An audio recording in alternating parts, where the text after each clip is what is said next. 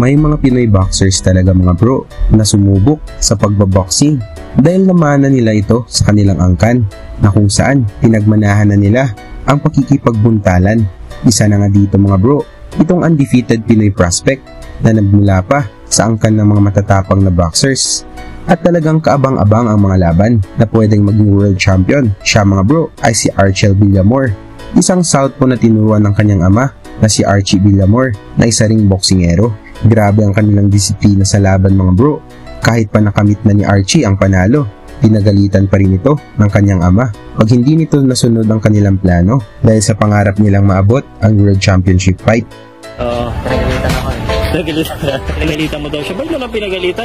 Nananalo naman. Siyempre may kulang eh. Matapos makamit ang tatlong impresibong panalo ni Villamor mga bro, nabigyan kagad ito ng malaking pagsubok sa kanyang karera. Nakaharap nito mga bro ang isang Hapon na dumayo mismo sa Pilipinas upang maghanap ng pandagdag sa kanyang kartada.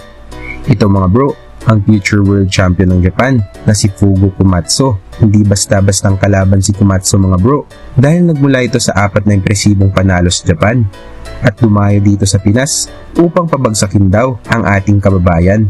Kaya tara na mga bro, ating panoorin kung paano binugbog at winasak ni Villamor itong Hapon na si Komatsu.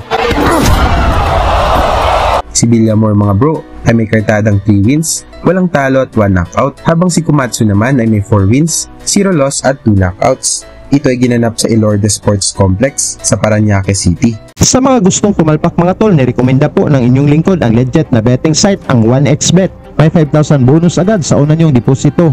Nasa Pilipinas ka man o sa ibang bansa, napakadali lang mag-register. I-click nyo na lang ang link na nasa description at nakapin sa comment section. Gamitin nyo lang ang promo code na 1XA3TV upang ma-avail nyo ang 5,000 bonus sa una nyong deposito. Dito pwede kang pumaya sa paborito mong sports gaya ng boxing, PBA, NBA, MPBL at marami pang sports. Dito sa 1xBet mga to, may 5,000 bonus ka na, napakadali pang mag-withdraw. Pwede mong gamitin ang Gcash, Paymaya, Crypto at dapat maging responsable lang po tayo sa pag-bet. Sa panimula ng laban mga bro, mapapansin natin dito na mas malaki at matangkad itong Hapon at parehong kaliwete ang dalawang boksingero.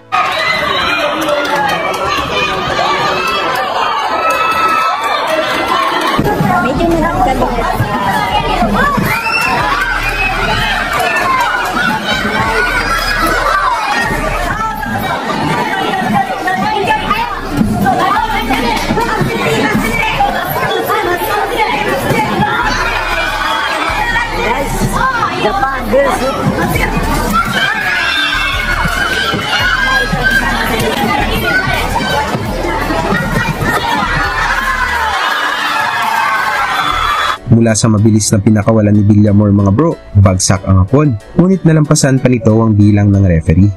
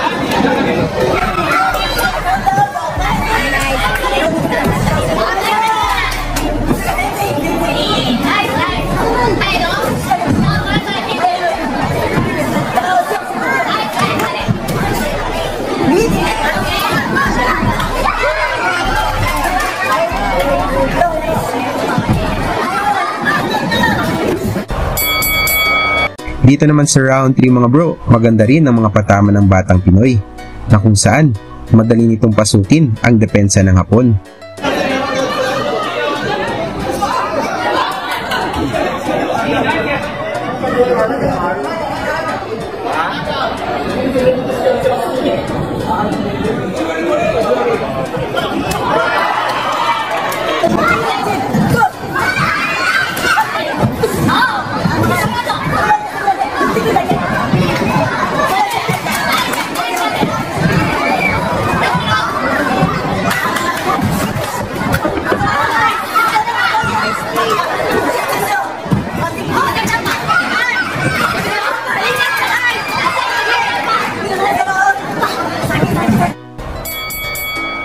Sa round 4 naman mga bro, mas lalo pang uminit ang palitan ng mga kombinasyon galing sa dalawang boksingerong ito at talagang nakarecover na itong Hapon.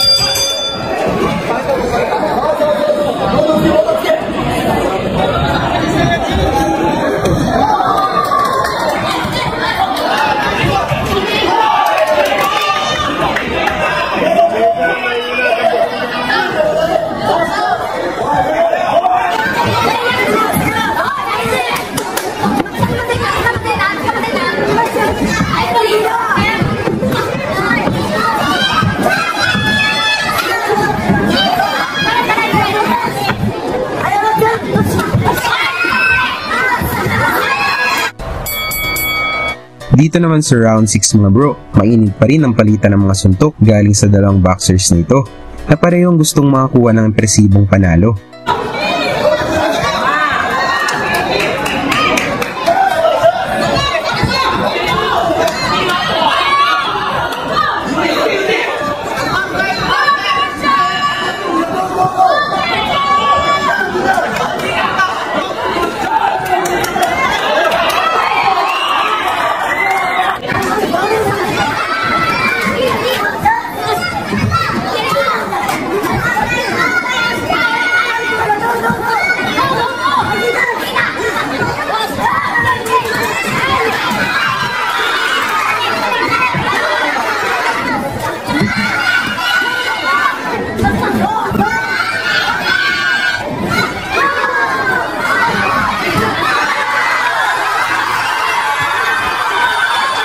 Mula sa solidong suntok na binitawan ng ating kababayan mga bro, bagsak ang Hapon na si Komatsu at mula dito talagang sumuko na ang corner ng Hapon.